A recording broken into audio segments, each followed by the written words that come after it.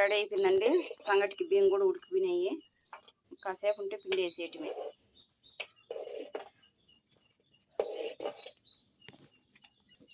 ఇట్లా బియ్యం సగం పైన ఉడికినప్పుడు ఇట్లా కట్టెలు పక్కకు తీసేసేయాలి.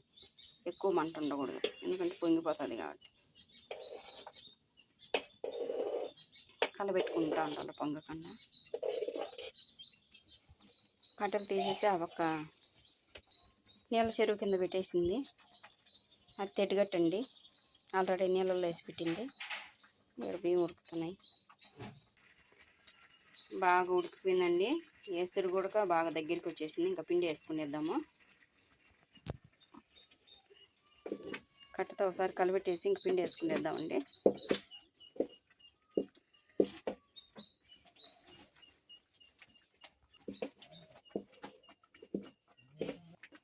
అండి ఎసురు అంతా బాగా దగ్గరికి వచ్చిన తర్వాత పిండి వేసేసుకోవాలా. ఇప్పుడు పూర్తిగా కట్టెలన్నీ తీసేసేయాలి.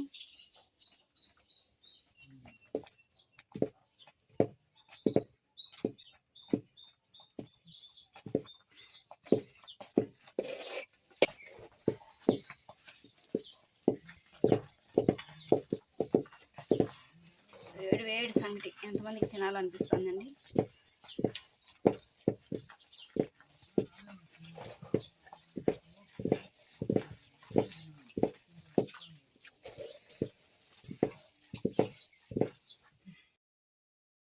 సంగటి రెడీ అండి. సంగటి ముద్దలు రెడీ అయిపోయింది.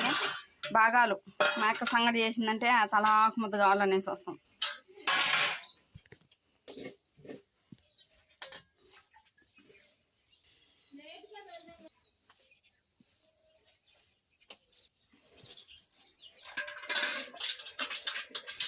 అయిపోయిందండి సంగటి రెడీ. ఇంకా గోంగూర చట్నీ వేసుకొని తినేయటమే.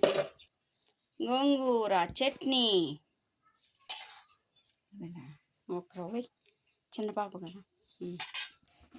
రెడీ గోంగూర చట్నీ సంగటి, వేడి వేడి సంగటి రెడీ. రండి మీరు కూడా భోంచేసేది.